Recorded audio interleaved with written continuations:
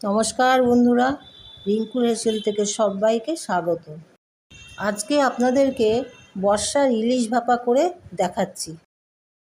প্রথমে আমি এখানে 1 কেজি ইলিশ মাছ নিয়ে নিয়েছি। ভাপা তৈরি করার জন্য আমি এখানে 2 টেবিল চামচ পোস্ত, 1 টেবিল চামচ কালো সর্ষে, 2 টেবিল চামচ সাদা সর্ষে, 5টা কাঁচা লঙ্কা আর একটা ছোটো দেখে পেঁয়াজ নিয়ে নিয়েছি। এবার মাছটাকে ভালো করে ধুয়ে নুন হলুদ মাখিয়ে আমি 10 মিনিট ঢাকা দিয়ে রেখে দেবো। এবার গ্যাসে কড়া বসিয়ে পরিমাণ মতন সর্ষের তেল দিয়ে দিয়েছি। তেলটা যেই গরম হয়ে গেছে এর মধ্যে আমি 1 চামচ কালো জিরে সোমবারে দিলাম। সোমবারটা যে হয়ে আসলো ওর মধ্যে আমি সর্ষে কাঁচা লঙ্কা পেঁয়াজ যে বেটে রেখেছিলাম সেটাকে দিয়ে একটু নাড়াচাড়া করে একটু পরিমাণ মতন হলুদ দিয়ে আবারও ভালো করে কষিয়ে নিলাম। সর্ষে বাটাটা কষানোর সময় আমি এখানে স্বাদ অনুসারে নুন দিয়ে দিয়েছি।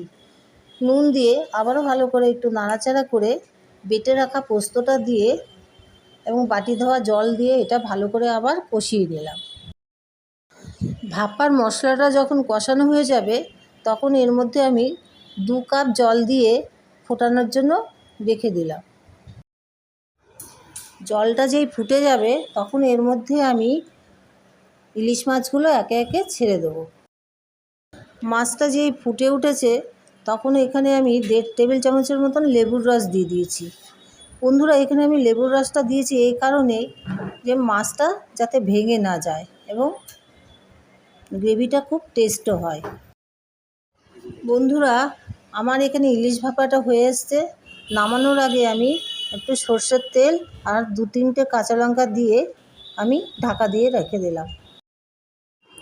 আমার এই ভিডিওটা দেখার জন্য অসংখ্য ধন্যবাদ। এরপরে আসছি পরবর্তী ভিডিও নিয়ে।